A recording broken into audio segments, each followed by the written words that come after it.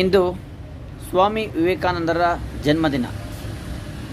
ಯುವ ಚೇತನ, ಯುವಕರ ಆಶಾಕಿರಣ, ನಮ್ಮ ದೇಶದ ಅಪ್ರಭುತ್ವ ಪ್ರತಿಭೆ, ನಮ್ಮ ದೇಶ ಕಂಡ ಮಹಾನ್ ಚೇತನ, ಯುವಕರ ಆಶಾಕಿರಣ ನಮ್ಮ ಸ್ವಾಮಿ ವಿವೇಕಾನಂದರು.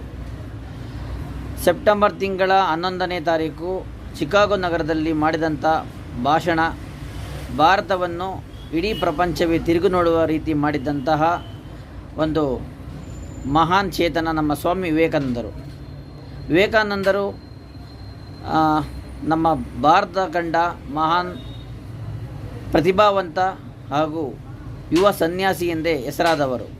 ಅವರ ಜನ್ಮದಿನದ ಶುಭಾಶಯಗಳನ್ನು ಕೋರುತ್ತಿರುವ ನಿಮ್ಮ ಗೋಕುಲ್ ಸ್ಪೇ ಟ್ರಿಪ್ ಎಂಟರ್ಪ್ರೈಸಸ್ GST ಟ್ರಾವೆಲ್ಸ್ನ ಸಂಸ್ಥಾಪಕ ನಿರ್ದೇಶಕ ಗಿರಿಗೌಡ. ಎಲ್ಲರಿಗೂ ಯುವ ದಿನಾಚರಣೆಯ ಶುಭಾಶಯಗಳು. Thank you all.